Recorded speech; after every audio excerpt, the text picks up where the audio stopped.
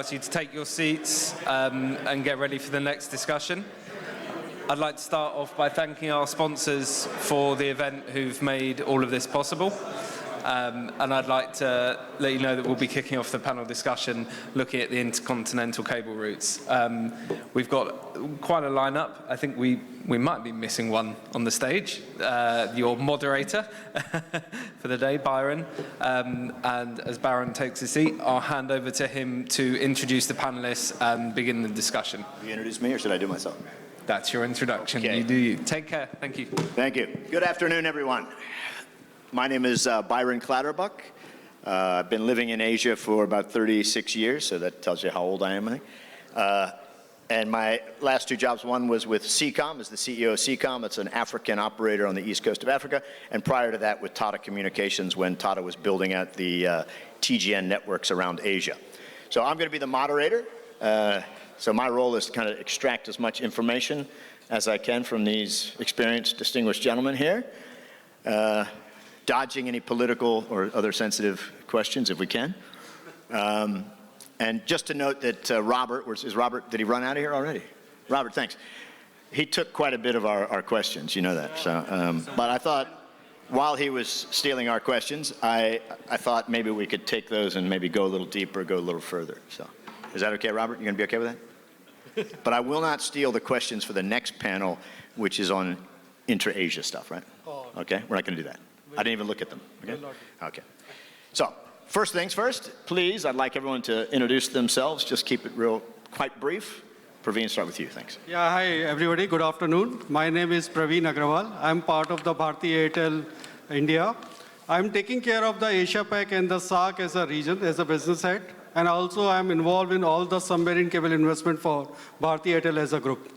So we are doing lots of cable investment across the globe. Recently, we announced CMB6 as well as two Africa system, and looking forward to expand the further reach for Airtel across the globe. Hi there. My name's Nigel Bailiff. I'm the CEO of Aquacoms. We started with a series of assets on the Atlantic, and we've gradually moved further east with a cable that lands in India later on in 2024. And we are a carrier-neutral subsea cable operator, deployer, builder, and provider.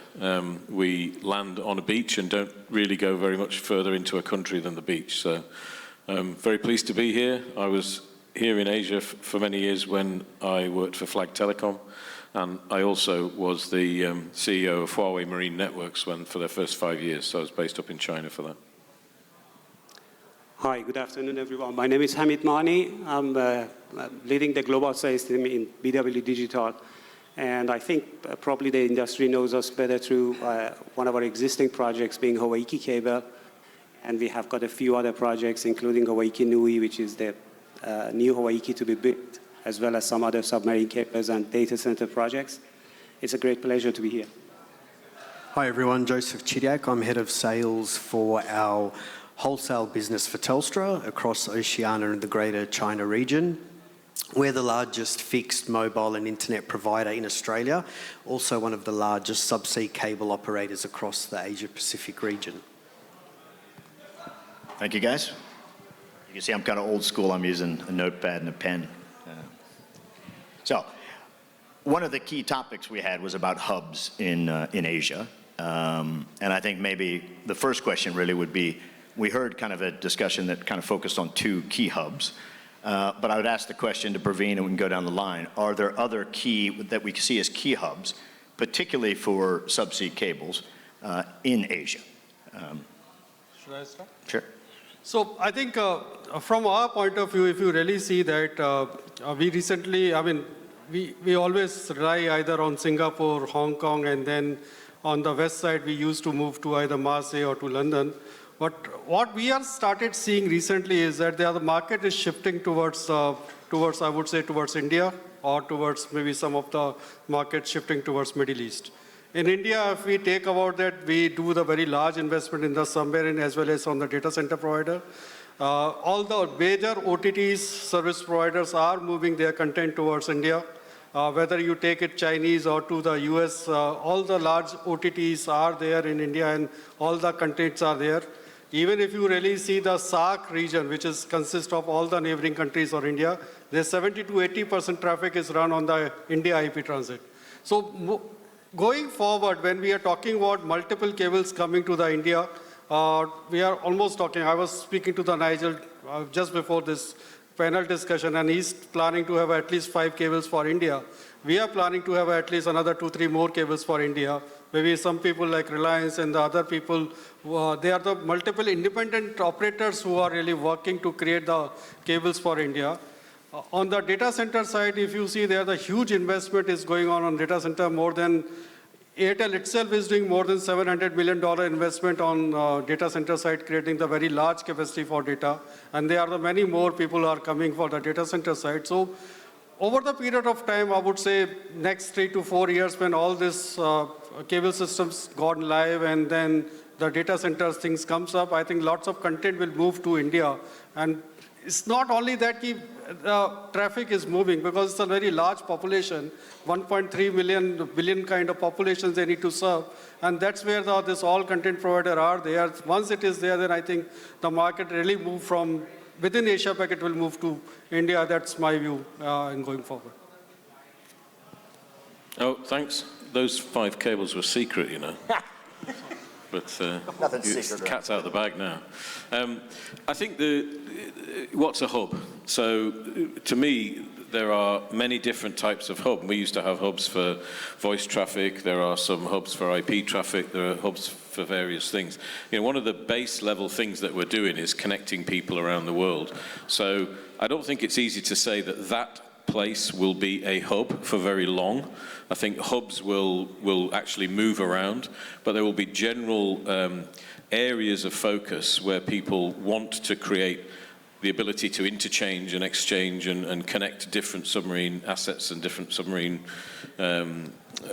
cable product. For example, Marseille is a specific example everyone talks about, and it's a great location and it's very specific. The government spend a lot of money trying to push the whole concept of a single location with 14 or 15 cables. But for anybody who's interested in reliability engineering and probabilistic, analysis of whether that's a good thing or not, in general, it probably isn't a good thing to have everything so close and tightly hubbed.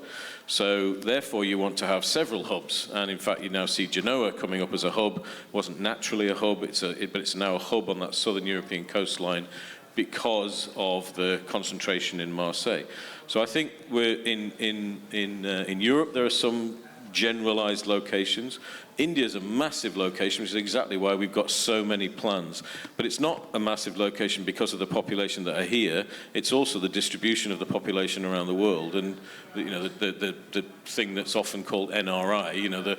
The fact that somebody in India wants to communicate with somebody who's not in India. So that has to be formulated. So even placing a lot of content in one place isn't going to help and change our forecasts generally as an industry to drive dynamic capacity. Most of the services that we develop, most of the things that the different layers of our telecoms industry develop are needing more and more dynamism to the traffic. So, you need to move things quickly, and that generally means you need more pipes, and you need those pipes to be much more reliable, because you can't rely on being cut off or being isolated from anything anymore. So we've got to think about what hubs are. That's kind of an answer that says, I don't believe there's hubs. Yeah, and I would say maybe a summary of that is Mumbai is a pretty key hub. Yeah, right? Probably more so than Chennai. But that means we need another hub that's not Mumbai, right? So it's like So Hamid, maybe I'll take you within Asia. Let's keep it in Asia. I don't believe Marseille is in Asia yet, but just as is the example of here, what's happening in this region, that's the panel discussion. Other hubs in Asia that are kind of key today, with the idea that, of course, the next part of this question is going to be discussed, where are the hubs of tomorrow? Yeah. Or is... Sure. I would like to extend it to Asia Pac, actually, not only Asia. We can do Asia Pac. I'll accept that. Well, I kind of agree with what Nigel said. We see a bit of a decentralization, and that's what really needed. There is too much reliance on Singapore and locations like Hong Kong. And I heard in one of the panel discussions that Singapore is becoming like the Suez Canal of the supply chain for data exchange. And it poses a big risk, actually, to our industry. So yes, we need to build new hubs, and I think it's being driven by the industry drivers, primarily the hyperscalers. And in designing the network, our understanding is that diversity, scalability, and security are the key things in the design principle as criteria. Obviously, there are other factors like geopolitics affecting this. Naturally, locations like Hong Kong and Philippines and Taiwan were quite interesting locations in terms of geography. If you were talking about this 5 to 10 years ago, but right now there are some certain challenges of investments in those locations. So I think in terms of data centers, we see that diversification happening. And of course, the eyeballs are being built closer and closer to the population pockets. For submarine cables, though, I think we need to move as an industry in its totality towards a mesh architecture as opposed to point-to-point connection. And that is what we expect to see, that locations emerge as interconnection points, not necessarily as a place to host a lot of data centers, but to interconnect the submarine cables. And if you look at it in the context of geopolitics, it becomes even more important because the bipolar of today's world has to exchange at some point, and that is primarily happening in Asia and Singapore, but there needs to be other locations. So I wouldn't be surprised to see even smaller locations across the Pacific, because we look at a bigger span of water, to emerge as an interconnection point, whereby we build a lot of submarine cables as the industry and make sure that diversity and security and scalability is there. Okay. Joseph, anything more about hubs within Asia Pacific? Well, I like sitting next to Hamid because we work across the same region, which is really dynamic at the moment in terms of what's happening from a geopolitical perspective, as well as the interest, and that is especially between Australia and the US, taking into account those Pacific islands. Similarly, you spoke about Singapore. Singapore, I guess, looking into the future is really important because there are a number of cable projects that are potentially going to take place that are being discussed between Singapore and the US. But they also take into account the northern part of Australia, which is something new for us, and nobody would have ever considered a place like Darwin as an example to be strategically important, but it is, and nearly all the cable builds that are happening between Singapore and the US at the moment are looking at a connection into Darwin. But we also need to look at, hubs obviously are really important, but we also need to look at spokes. So, to look at it similarly to an airline industry, I guess, where you have hub and spokes, and you look at connecting those people that aren't connected, which is what excites me in this industry and the work we do, because when we look at the Pacific as an example, in the Pacific Islands, whilst we've got hubs between Australia and the US, there's 45% of that population that's only covered. So it's super critical that when we do build out new hubs and look at the hubs, we look at those people that aren't connected. So we need to enable those communities, businesses, to allow them to experience, I guess, what we're experiencing in developed countries and connected countries. Yeah, thank you. Yeah, so I mean, really, this panel was ideally talking about Intercontinental, right? But I think that the issue of whether you're coming from India or Europe into Asia, or you're going from the United States into Asia, there have been kind of certain routes that maybe have become overly saturated. So your point about Singapore is well taken, because that was not really a route previously. And most of the intra-Asia cables that were talked about in the previous panel, they look very similar to cables we've seen that go from Singapore to Japan and kind of spur off all along the way. So it almost says, well, Japan, of course, is kind of a hub to get onto the trans-Pacific cables. That's traditionally been almost where most trans-Pacific capacity has gone to and from. And then, of course, we can talk about India, the number of cables that go into Singapore. So Singapore obviously becomes a hub. And that leaves kind of Hong Kong in the middle, which maybe we'll talk a little bit more about that. But are there other hubs? We've heard Mumbai mentioned. We've heard Darwin maybe mentioned. Maybe Guam, but it doesn't have much of a market. Are there other hubs that we see in the next 5 years, 10 years, with all the activity that we're seeing?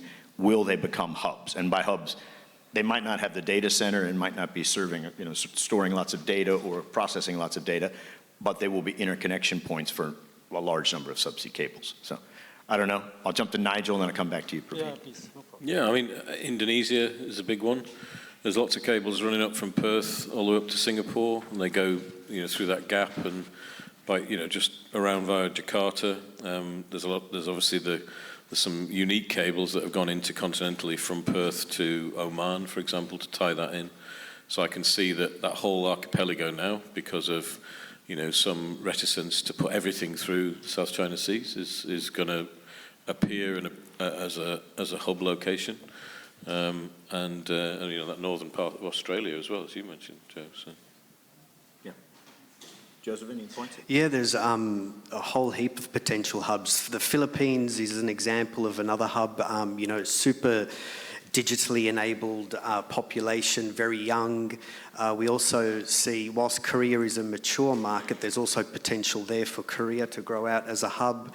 Taiwan, Taiwan's a very dynamic country as well, so that's another potential hub. Down the South Pacific, Fiji is emerging as a hub to connect all those Pacific islands. I keep talking about the Pacific Islands because it's one of the areas we focus on intently, especially at the moment. So, yeah, Australia, Brisbane has been mentioned as well as a new hub, just to reduce the bottleneck in Sydney as an IP transit hub and a cable landing city. So, yeah, there's potential for quite a few. So maybe there might be hubs and sub-hubs. I'm not sure, but okay. Right, mini hubs, feeder hubs. Would you like to add something, Hamid?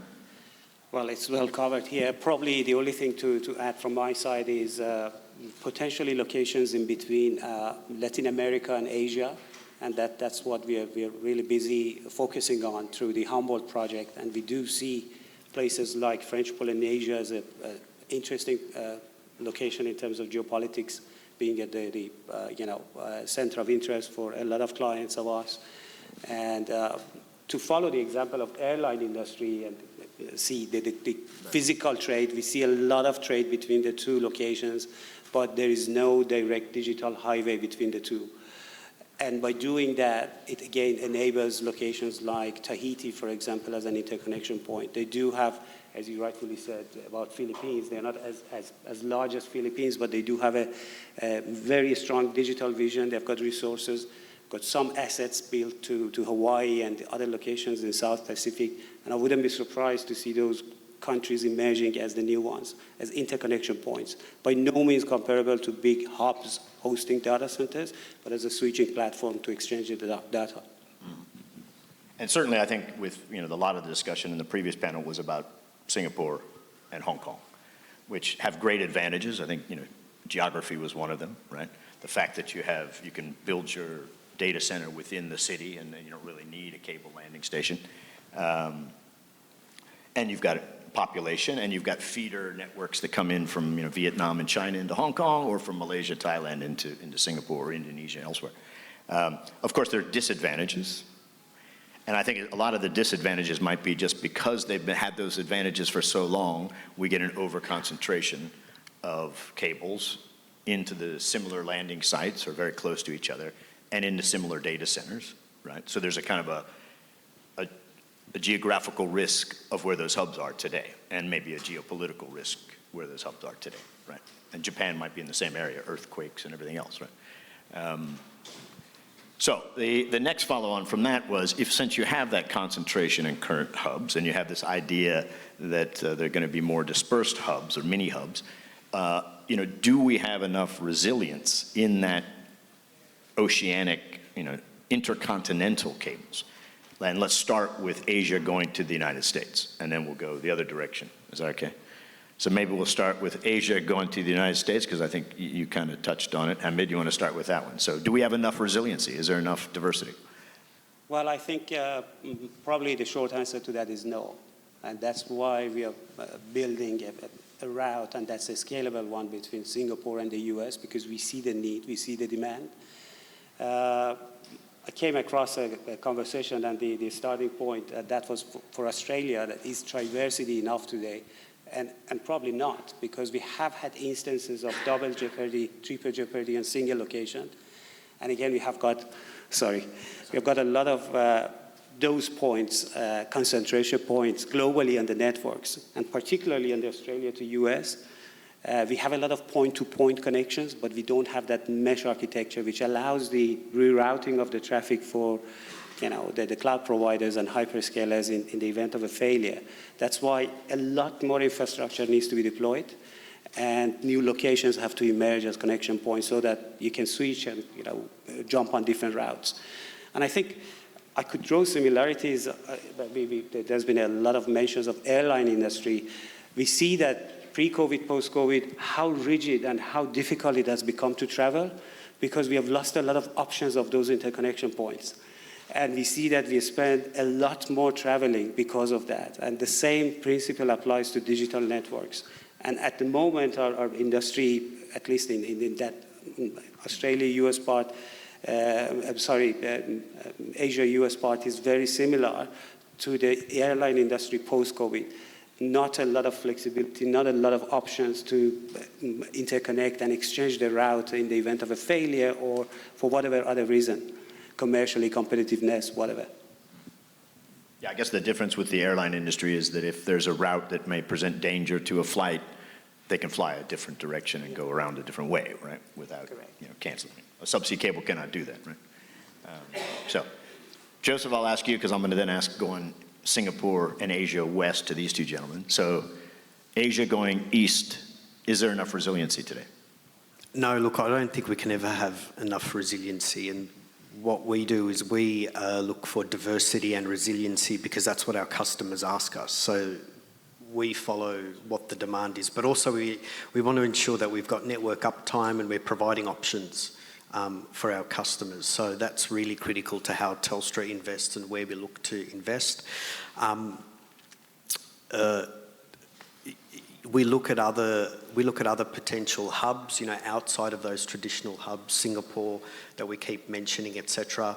Hong Kong, we've got a number of assets into Hong Kong. We would also, look at how we can serve the existing market there and for growth potential and options as well.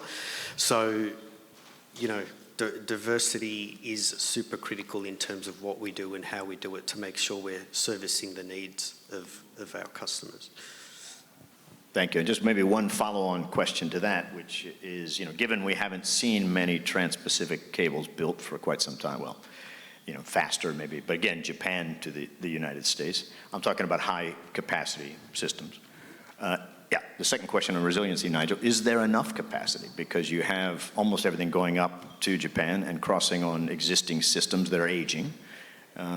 Is there enough capacity given the fiber count and given the technology? Yeah, I mean, we'd all walk out of the room unhappy if we said yes, but the fact is that there's a lot of the technology changes that are going on are forcing a bigger change. So once you build a 16 or 24 fiber pair cable on a route, it's not sufficient to be able to protect it with an 8 or a 6 or a 4. It starts to become a different style of protection that's needed, particularly for some of these huge loads that the hyperscalers need. So that's why you get the batch builds and often 1 or 2 or 3 cables on a route being built very similarly and at the same sort of time, because it's lifting the whole sort of pipeline capability between 2 major nodes. So I don't think there is ever enough resiliency. We're normally a couple of faults away from like a fairly sweaty-headed moment in most markets.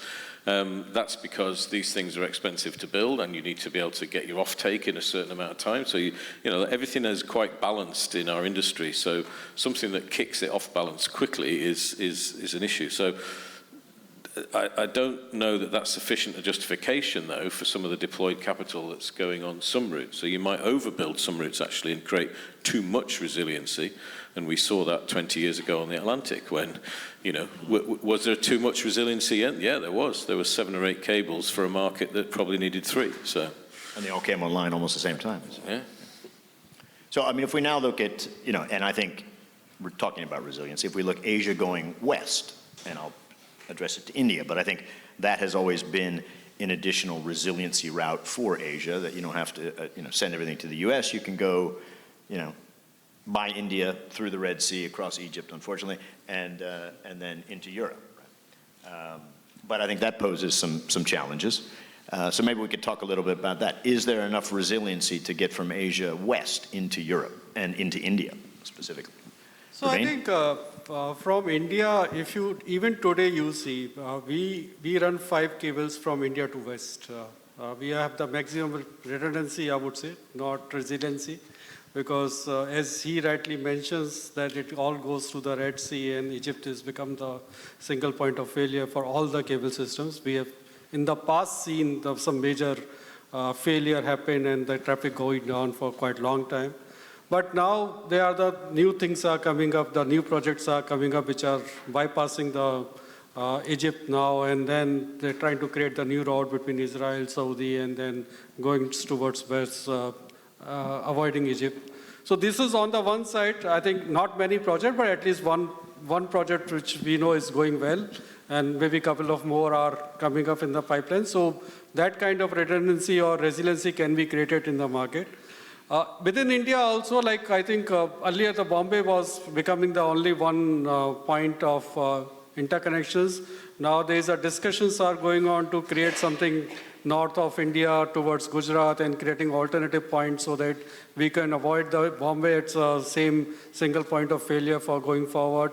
On the same side, on the south side, Chennai is where all the cables from Singapore or Malaysia or Hong Kong comes right now, but then the discussions are that can we create Vizag or even maybe we go towards east side or towards Calcutta and create some redundancy there itself.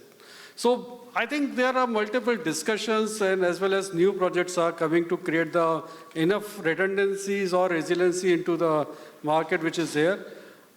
India point of view, I think it is really getting taken care, and maybe another 4 or 5 years when all these new projects are see the light, then I think we will have some good amount of resiliency there. But India is I would say, is a very tricky situation. So I think most of the traffic, if you really see, is kind of equally divided in both directions, east as well as west. So even if, let's say, the one direction is down, because of some failure, the traffic is taken care on the other direction.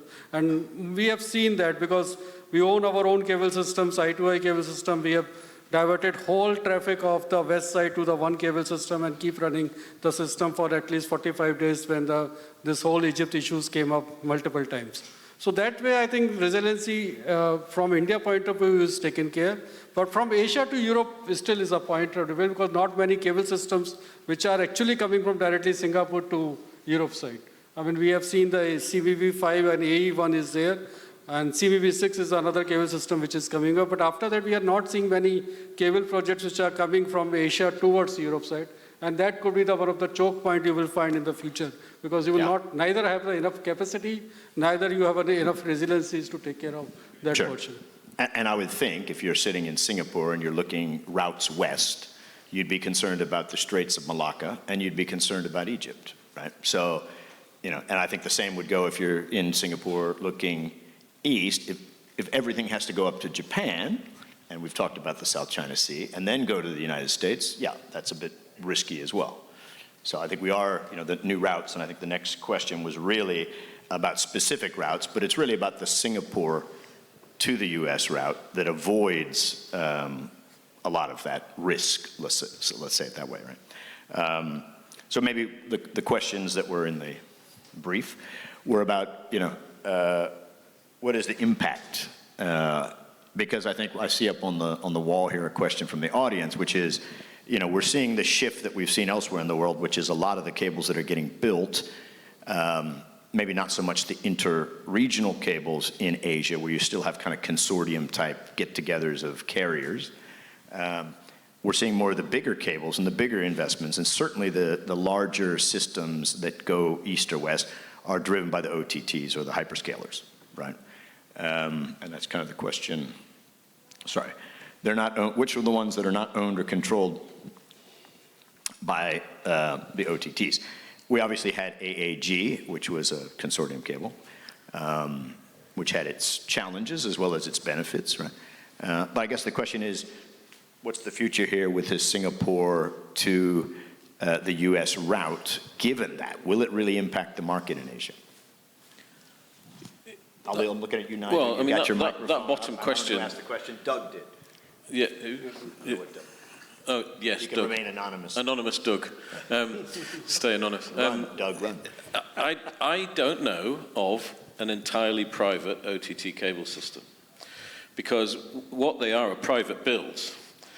And the reason I think they're private builds is for the speed of deployment. You know, we all have worked, certainly anybody who's been around for 20 plus years has worked in an environment where consortia, you know, could be very difficult, got a bit easier, got harder, got a bit easier, got a bit harder. I mean, putting together a consortia or putting together a group of people who want to build such a, you know, large sort of infrastructure scale project as a cable is complicated. And I think the OTTs, some of them have said, I'm just going to build it, and then when I've finished it, some of it will go to the market that isn't what I need for my own private needs. They don't fill the entire cable themselves. They tend to bring people on. And if you look at all of the cables we've seen on the Atlantic or in Asia, where they've been predominantly driven by those parties, they've added people in, you know, usually around about or at RFS. So you know, I think there is enough for the market, and then you can decide whether you think the scale is right enough or not. But in my experience in the industry, those with the biggest need put the most into the projects and therefore get the biggest portion of the capacity out of them. So I don't think there's anything wrong with that layer, particularly in the industry. Most of the issue tends to be on land in a country where there's maybe more blocking around access to enterprises or less openness around terrestrial licenses, or the licensing of the gathering of traffic and bringing it to that particular hub point for a cable. So I, you know, happy to hear what Doug thinks.